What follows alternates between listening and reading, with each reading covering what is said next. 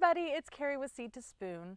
A common question I get is how to know when your garlic is ready to harvest. So I thought today as I went through and harvested some garlic that I would show this.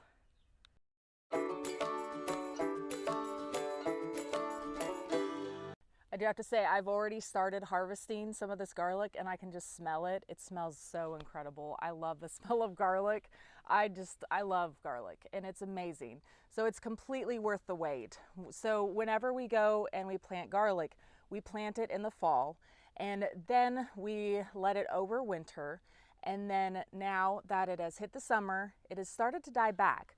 So you'll know whenever it is ready to be harvested. The top of the plant will start to turn brown and start to lay over on its side and looking dead. And that's when you'll notice that these garlic plants are ready to harvest. So whenever you notice these things happening, you can just come through and pull all of them out or pull one of them at a time and just as you want them inside.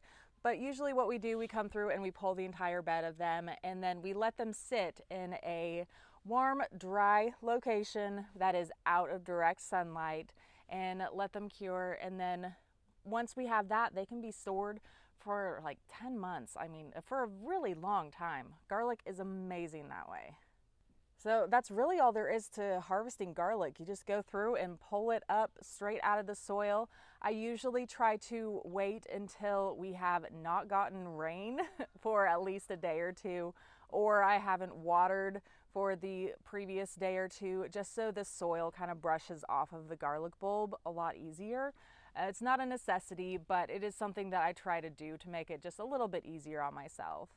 And that's about all there is to it. If you guys have any questions at all, please feel free to leave them in the comment section and I will get back with you. Thank you so much for watching, everybody, and we'll see y'all next time. Bye.